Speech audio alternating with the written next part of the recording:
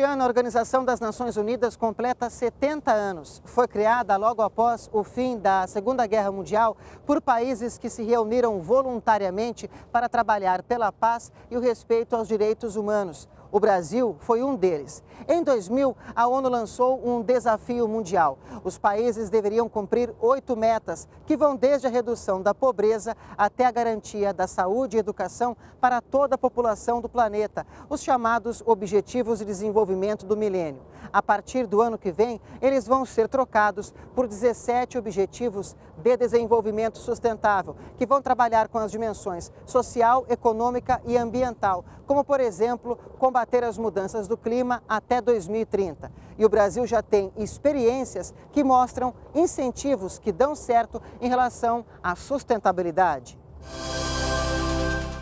Olhando assim, parece um residencial comum, mas essas moradias do Minha Casa Minha Vida já vieram equipadas com uma novidade, o sistema de aquecimento solar. As unidades foram entregues para 50 famílias na cidade de Corumbá, em Goiás. Esse casal foi um dos contemplados. Dona Alzira conta que o sistema aquece a água do chuveiro, considerado um dos principais vilões da conta de luz. O resultado é uma economia de até 30%. Minha luz veio R$ 26,67.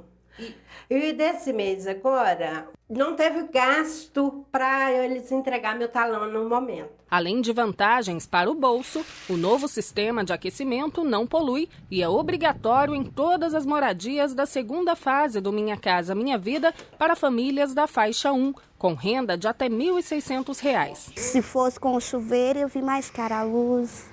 Aí fica mais difícil. A inovação, capaz de unir o desenvolvimento econômico, social e ambiental, deve beneficiar quase 900 mil pessoas em todas as regiões do país. A principal vantagem é diminuição na conta de energia dele, né?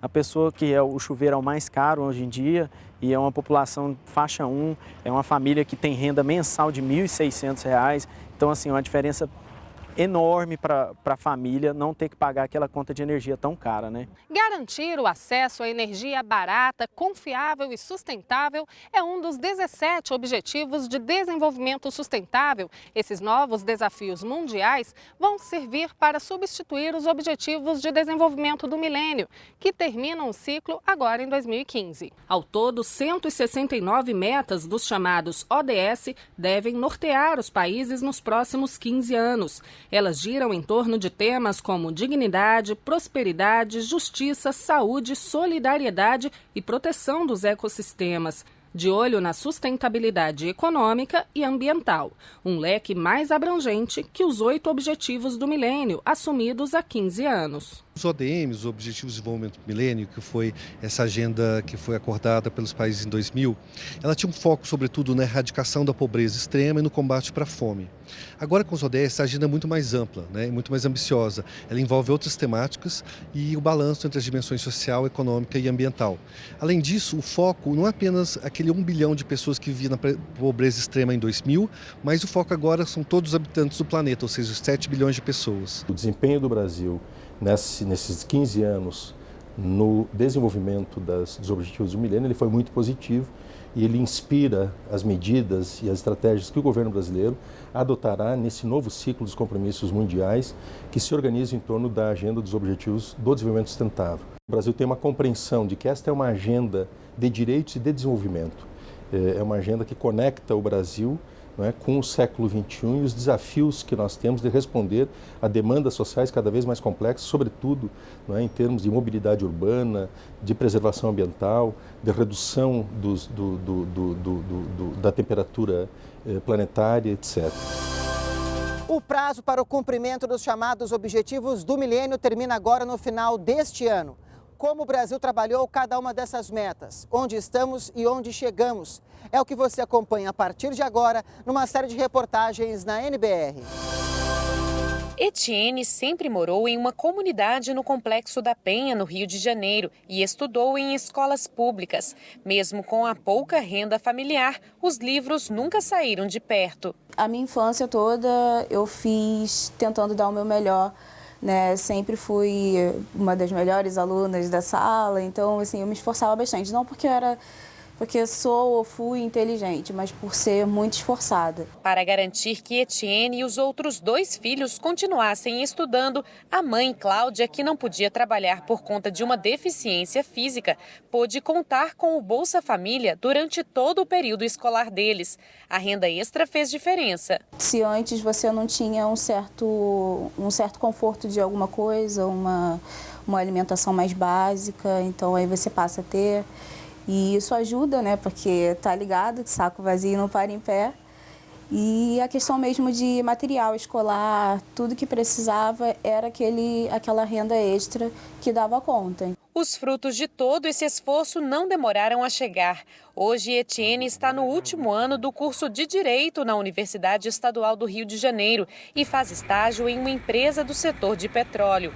A história de Etienne é apenas uma entre os mais de 36 milhões de brasileiros que já foram atendidos pelo Bolsa Família. A renda garantida pelo programa ajuda milhares de famílias não só a superar a situação de pobreza, mas a estimular o estudo das crianças e jovens. O Bolsa Família foi uma das ações que possibilitaram que o Brasil cumprisse a primeira meta dos Objetivos do Milênio: acabar com a fome e a miséria. São 8 os Objetivos do Milênio, traçados há 15 anos entre 189 países que fazem parte da Organização das Nações Unidas, a ONU. Redução da pobreza, atingir o ensino básico universal, promover a igualdade entre os sexos e a autonomia das mulheres, reduzir a mortalidade na infância, melhorar a saúde materna, combater o HIV/AIDS, a malária e outras doenças, garantir a sustentabilidade ambiental e estabelecer uma parceria mundial para o desenvolvimento. As lideranças globais, em ano 2000, adotaram a Declaração do Milênio, onde eles colocaram alguns princípios básicos que orientaram o processo de desenvolvimento nos últimos 15 anos, do ano 2000 até ano 2015, que colocaram que cada país vai repriorizar o seu orçamento para contribuir com um certo percentual para o desenvolvimento global, né? E como resultado dessa declaração do milênio, foram então formulados os 8 Objetivos do Desenvolvimento do Milênio, chamados ODMs, né? O Brasil alcançou já em 2012 mais do que tinha proposto na época. Por exemplo, no caso da pobreza extrema, a meta era reduzir o número de pessoas que vivem nessa situação a 1/4 do nível registrado em 1990. O Brasil conseguiu ainda mais, reduzir o número de brasileiros na pobreza a 1/7 do que era registrado em 1990. Ou seja, a porcentagem de pessoas em extrema pobreza passou de 25,5% para 3,5% da população. Já a situação de fome, que em 2003 atingia 10% dos brasileiros, em 2012 chegou a 1,7%. A população passou a ter acesso a esses alimentos, principalmente por ter acesso à renda. Aumento do salário mínimo, programas como o próprio Bolsa Família, né, que garantiram renda para essa população em situação de pobreza, que trabalhava muito, mas por condições históricas de desigualdade não conseguia ter uma renda suficiente para manter a sua família com dignidade.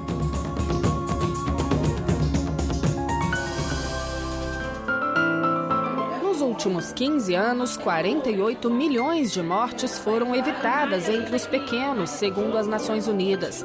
Isso quer dizer que 17 mil crianças deixaram de morrer a cada dia no mundo. O quarto objetivo do milênio é justamente reduzir a mortalidade na infância. O Brasil não só cumpriu, mas superou a meta antes do prazo. Em 1990, a taxa de mortalidade entre crianças de até 5 anos no país era de 53,7 para cada 1.000 nascidos vivos. Em 2015, essa média caiu para 16. Além disso, cerca de 1.000 municípios brasileiros conseguiram uma redução ainda maior. Esse ano, a taxa registrada foi de 5 óbitos para cada 1.000 nascidos vivos. Enquanto o mundo reduziu em 53% a mortalidade infantil, o Brasil reduziu em 73%. Essa é uma vitória, mas nós temos ainda que trabalhar muito, porque nós não podemos admitir que as crianças acabem morrendo muitas vezes por falta de cuidados. Brenda acabou de completar 1 aninho e a mãe não perde uma consulta no pediatra, além de manter as vacinas da filha em dia. É importante para saber o dia a dia do bebê, né, se está bem, a saúdezinha, o peso. E a atenção começa desde cedo, ainda na barriga da mãe. O pré-natal é considerado essencial para garantir uma gestação saudável e um parto seguro. Nas consultas nesse posto de saúde em Brasília, que Eliane descobriu que estava com sobrepeso. Passou a se cuidar mais e agora se prepara para a chegada da segunda filha. Eu correria até um risco de perder até o bebê, né? E também contribuir também para um diabetes gestacional, nascer com cegueira, meu bebê, mas foi muito bom essas orientações que tive agora.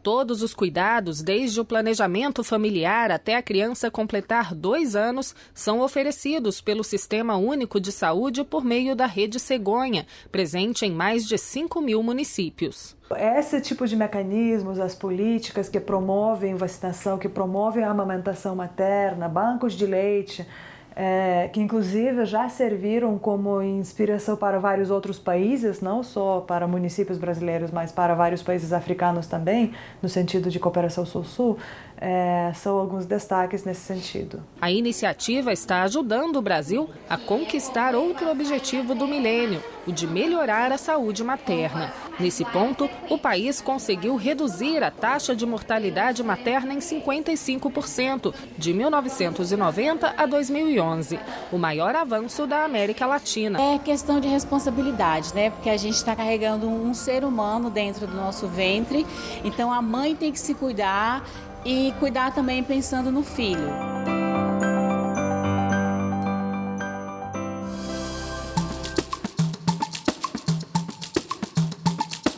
O aprendizado nessa escola pública de Formosa, município de Goiás, é diferente dos colégios da cidade. Nós aprendemos a colher, a plantar e a comida aqui é muito boa também.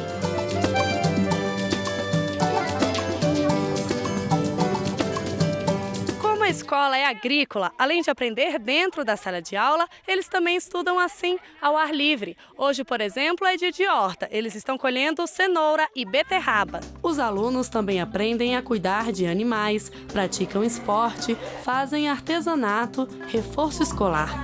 Eles ficam na escola de manhã e à tarde e têm 3 refeições garantidas todos os dias. E a comida é bem diversificada. Arroz, feijão, tomate, alface, carne e frango, salada, essas coisas aqui que faz bem para a saúde. Tudo pensado para garantir uma alimentação equilibrada. A gente tem uma horta orgânica, a gente recebe doações dos chacareiros vizinhos também. A nossa comida é bem nutritiva, bem balanceada. A instituição conta com o Programa Federal Mais Educação, que financia a adoção do ensino em tempo integral. Essa ação permitiu também que a escola abrisse mais vagas para o ensino fundamental. Há 3 anos só existia na instituição o ensino do 6º ao 9º ano. Quando o programa chegou, foram abertas turmas da educação infantil até a 5ª série. Há 2 anos eram 270 alunos, agora são 420. Temos que ter toda uma estrutura para receber o aluno, desde o professor até o monitor que o projeto oferece, que é o Mais Educação. Um dos objetivos do milênio prevê a universalização do ensino básico, que é a garantia do acesso à escola para todos até o fim de 2015. O Brasil já conta com mais de 97% de cobertura no ensino fundamental, de acordo com o Ministério da Educação.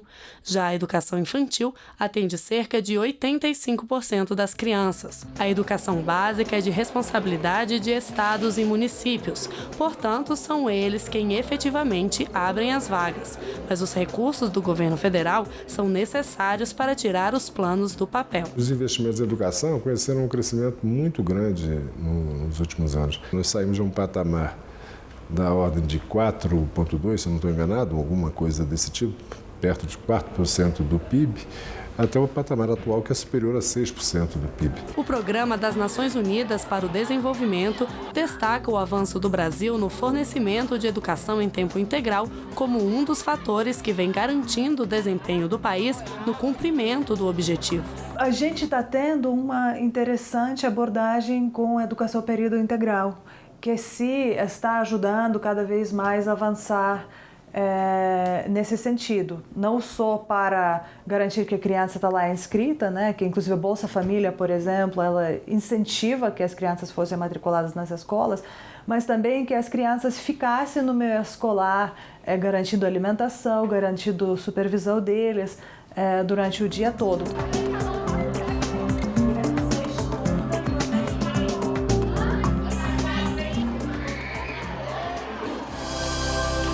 Nesta organização que dá suporte a soropositivos em Brasília, trabalha o paciente mais antigo de HIV do Distrito Federal.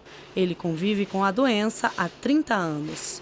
Eu descobri na década de 80, no ano de 88, onde ainda não existia os medicamentos antirretrovirais, o chamado coquetel anti-AIDS. Então, naquela época, a AIDS era uma sentença de morte. Cristiano esperou 7 anos para contar à família que tinha o vírus, até que os medicamentos fossem liberados no mercado.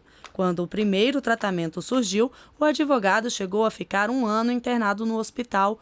Hoje, com os avanços da medicina, não existem mais limitações de saúde.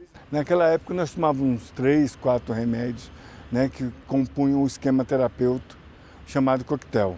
Hoje, nós podemos ter 3 remédios em apenas uma cápsula. O Cristiano tem acesso aos medicamentos pelo Sistema Único de Saúde, o SUS. Ele busca os comprimidos aqui, nesta farmácia de uma unidade de saúde de Brasília. E não é só ele quem recebe os remédios de graça. 420 mil pessoas infectadas estão em tratamento no país. Só no ano de 2014, 75 mil novos pacientes passaram a tomar os antirretrovirais.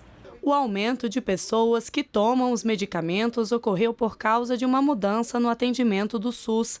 Antes, só quem apresentava a imunidade alterada, ou seja, que sentisse os sintomas da doença, começava o tratamento. Em 2013, isso mudou. Assim que as pessoas são diagnosticadas, elas já começam a receber os antirretrovirais. A Organização Mundial de Saúde, OMS, anunciou que vai recomendar o uso da estratégia brasileira em todo o mundo. Na medida que você começa a tratar uma pessoa que tem HIV, o tanto de vírus que tem circulando no corpo dela cai, esse vírus se esconde e, portanto, ele não está mais onde transmite. Então, uma pessoa que está em tratamento há pelo menos 6 meses, ela tem uma chance muito pequena de transmitir o HIV, mesmo ela tendo HIV. Garantir o acesso ao tratamento do HIV para todos é uma das metas necessárias para atingir o desafio proposto pelo 6º Objetivo de Desenvolvimento do Milênio. Outra meta estabelece que os países precisam interromper a propagação e diminuir a incidência de HIV/AIDS até 2015. A epidemia de AIDS no Brasil é considerada estável há 10 anos, com taxa de 20 casos por 100 mil habitantes diagnosticados por ano. A mortalidade dos pacientes com AIDS caiu cerca de 15% no país desde 2003. E o registro do vírus entre crianças menores de 5 anos, que indica a transmissão de mãe para filho, caiu e passou de 5 a cada 100 mil habitantes em 2001 para 3,5 em 2012. O Brasil conseguiu estabilizar a situação, né, com HIV/AIDS nas últimas décadas, justamente por meio dessas ações, né, que possibilitaram o acesso mais fácil, possibilitaram o acesso aos remédios que foram patenteados, né, que muitas vezes custaria, por causa dos patentes, muito dinheiro, né, de fato conseguiu acesso para as pessoas com facilidade. Viver com HIV hoje é ter uma vida plena, né? Onde eu posso tudo, onde eu só não posso fazer sexo sem camisinha.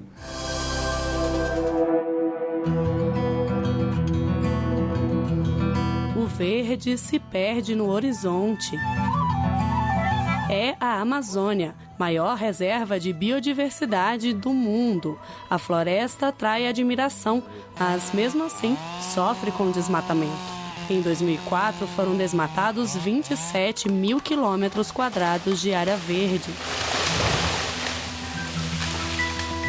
mas a realidade já é outra. Hoje, o desmatamento anual foi reduzido para 5.000 quilômetros quadrados, cerca de 1/4 do verificado em 2004. E a tecnologia vem contribuindo para atingir esse resultado. O IBAMA está usando um satélite para monitorar a floresta. O equipamento tira fotos aéreas que são avaliadas por técnicos do Instituto.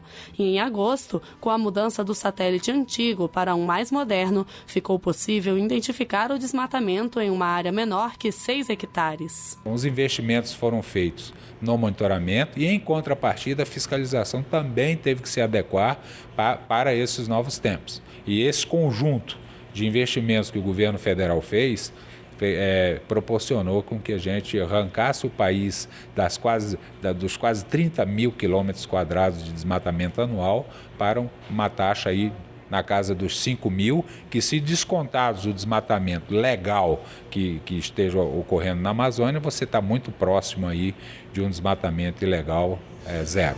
E do norte do país, vamos ao centro-oeste brasileiro, especificamente o Parque Nacional de Brasília, Distrito Federal.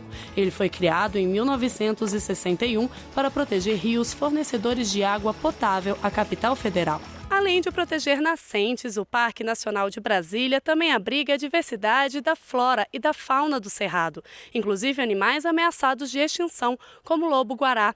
Unidades de conservação como esta cresceram no Brasil. Hoje já são 320 unidades federais em todo o país. Juntas, elas reúnem mais de 75 milhões de hectares. Assim como a queda do desmatamento na Amazônia, as unidades de conservação contribuíram para o desempenho do Brasil no cumprimento do Objetivo de Desenvolvimento do Milênio para garantir a sustentabilidade ambiental no mundo. Outra ferramenta que vai ajudar o Brasil a recuperar áreas degradadas é o Cadastro Ambiental Rural, o CAR. O sistema, disponível pela internet, vai reunir informações sobre todas as propriedades rurais do Brasil. 60% dos terrenos já foram cadastrados. O Cadastro Ambiental Rural, que é uma das decisões do Código Florestal, ele vai permitir que cada proprietário declare, ele tem até maio do ano que vem, a situação, o status da sua propriedade do ponto de vista ambiental. A área de reserva legal, a área de preservação permanente, proteção dos rios, nascentes. Isso vai permitir que ele identifique se ele está dentro da lei ou fora da lei. As informações vão permitir que áreas como esta, localizada no núcleo rural Café Sem Troco, no Distrito Federal, sejam recuperadas. João Vitor, o engenheiro ambiental que fez o cadastro dessa propriedade, identificou a necessidade de reflorestar 20% do território. Ele tem que cercar essa área, identificar que é uma área que é protegida legalmente e, se caso seja necessário, fazer a sua recuperação com as espécies nativas adequadas para aquele bioma, para aquele tipo de característica daquele local. As Nações Unidas avaliam que nos últimos anos o Brasil conseguiu reforçar a legislação de proteção ambiental e destacou a política de resíduos sólidos. O governo federal disponibilizou alguns financiamentos e também exigiu que os municípios desenvolvessem planos municipais de saneamento, de resíduos sólidos, que implementassem esses planos e se responsabilizassem pelo avanço.